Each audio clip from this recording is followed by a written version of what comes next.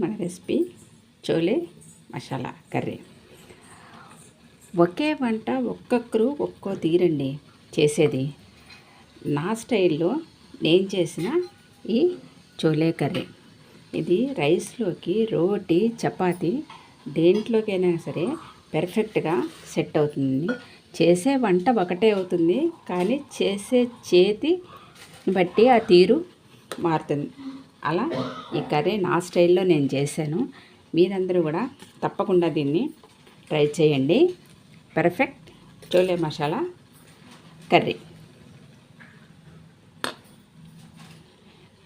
వేడి వేడిగా ఈ కర్రీ చపాతీలోకి వేసి చూడండి ఎంత పర్ఫెక్ట్గా ఉంటుందో. చాలా టేస్ట్గా ఉంది. మిమ్మల్ని మెచ్చుకుంటారు, అంత బాగుంటుందండి ఈ రెసిపీ. తప్పకుండా ట్రై చేయండి. ఈరోజు మీకు నేను రైస్లోకి, చపాతీలోకి, రోటీలోకి దేంట్లోనైనా సరే పర్ఫెక్ట్గా సెట్ అయ్యే చోలే కర్రీ చేసి చూపించబోతున్నానండి.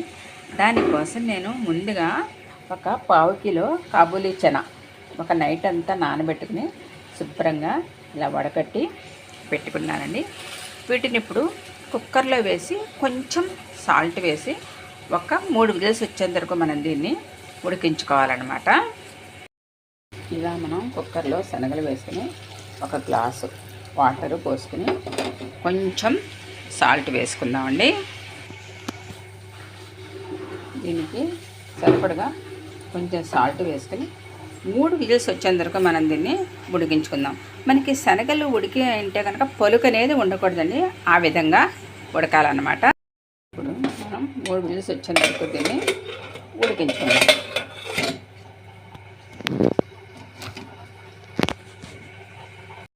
శనగలు ఉడికిపోయాయండి. మనకి ఇవి ఎలా ఉడికాయి అంటే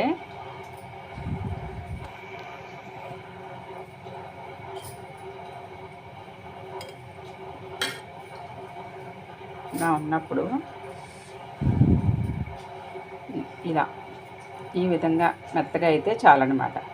అప్పుడు మనకి పర్ఫెక్ట్గా ఉడికినట్టు ఈ శనగలు. మనము ఈ కాబూలీ శనగలు ఇలా ఉడకబెట్టించుకున్నాం కదండి.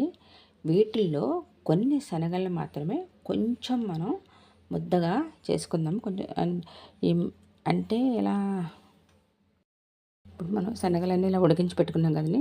దీంట్లో కొన్ని శనగలు మాత్రం నేను కొంచెం మెత్తగా చేసి పెట్టుకుంటానండి. ఎందుకంటే కూర అత్తుకుంటుంది అనమాట. లేకపోతే దానికి గింజల్లా వాటర్ లాగా అలా ఉంటుంది. కొంచెం గింజలు మాత్రం దాన్ని కొంచెం ముద్ద చేసి పెట్టుకుంటాను. ఇప్పుడు ముందుగా స్టవ్ వెలిగించి బాండీ పెట్టుకుని ముందు కొంచెం జీడిపప్పు, ఒక 4-5 జీడిపప్పులు కొంచెం దోరగా వేయించుకోవాలి. ఇప్పుడు దీంట్లోనే ఒక 5-6 స్పూన్లు పచ్చి కొబ్బరి వేస్తున్నానండి. పచ్చి కొబ్బరి కొంచెం ఒక్కసారి కొద్దిగా ఫ్రై చేసి ఇప్పుడు దీన్ని మెత్తని పేస్ట్ లాగా చేసుకోవాలి. చల్లారిన తర్వాత కొద్దిగా 2 మినిట్స్ మనం కొద్దిగా వేయిద్దాం. ఇప్పుడు ఇది వేగిపోయిందండి. దీంట్లోనే కొంచెం గసగసాలు వేసి వీటిని మెత్తగా పేస్ట్ లాగా మిక్సీ పెట్టాలి. 1 స్పూను గసగసాలండి సరిపోతుంది.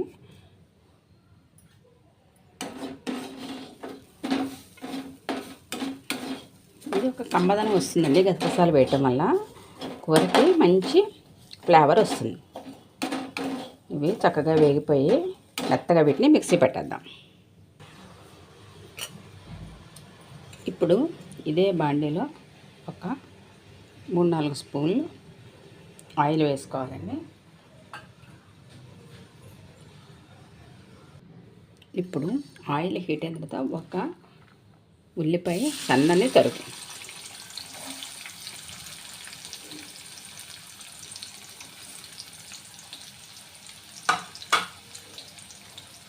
అలాగే ఒక్క పచ్చిమిర్చి చిన్న ముక్కల్లా కట్ చేసి వేసుకుని ఈ ఉల్లిపాయలు మంచి గోల్డెన్ బ్రౌన్ కలర్లోకి రావాలండి. అప్పుడే కర్రీ మంచి టేస్ట్గా ఉంటుంది. ఇలా మనకి ఆనియన్స్ గోల్డెన్ బ్రౌన్ కలర్లోకి వేగాలి. వేగిన తర్వాత దీంట్లోకి పెద్ద సైజు అయితే 2 టమాటాలు, చిన్న సైజు టమాటాలు అయితే ఒక 3 మెత్తగా మనం ఇలా పేస్ట్లా చేసి పెట్టుకుని దీంట్లో వేసుకుని పచ్చి వాసన పోయేంత వరకు దీన్ని మనం బాగా వేగనివ్వాలి. ఇప్పుడు దీంట్లో కొంచెం పసుపు, 1 స్పూను ధనియాల పొడి,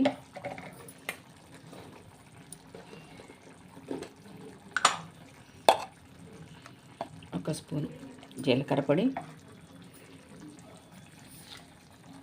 మన శనగల్లో కొంచెం ఉప్పు వేసానండి. ఇప్పుడు కూరకు సరిపడగా సాల్ట్,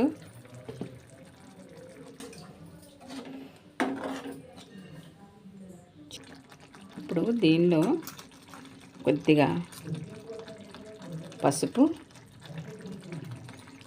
1 స్పూను ధనియాల పొడి, 1 స్పూను జీలకర్ర పొడి. ఆల్రెడీ మన శనగల్లో వేసున్నామండి సాల్ట్, అందుకని కొంచెం సాల్ట్, కొంచెం గరం మసాలా. ఇవన్నీ బాగా ఇప్పుడు వేగాలి. దీంట్లో మనకి ఇవన్నీ బాగా వేగి ఆయిల్ పైకి తేలాలండి. అంతవరకు వీటిని మనం బాగా వేగనివ్వాలి. అప్పుడే అన్ని ఫ్లేవర్స్ దీనికి బాగా పడతాయి అన్నమాట.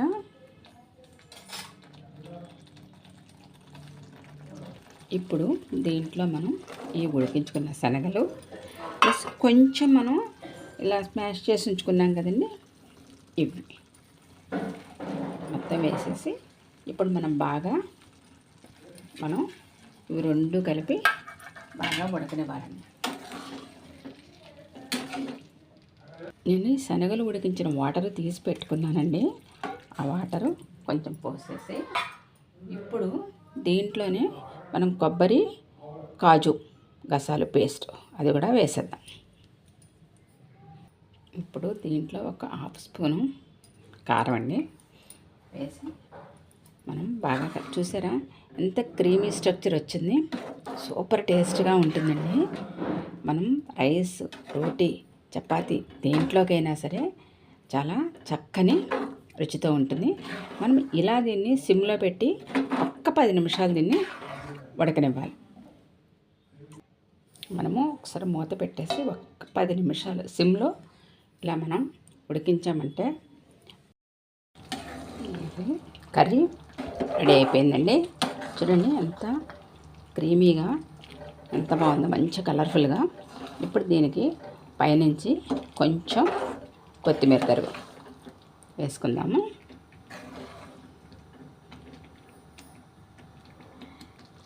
పైనుంచి కొంచెం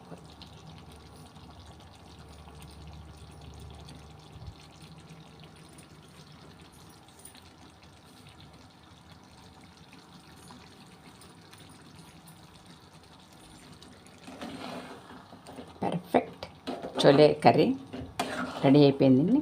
మీరందరూ కూడా తప్పకుండా ట్రై చేయండి. నా ఈ ఛానల్ని తప్పకుండా లైక్ చేయండి, షేర్ చేయండి, సబ్స్క్రైబ్ చేయండి.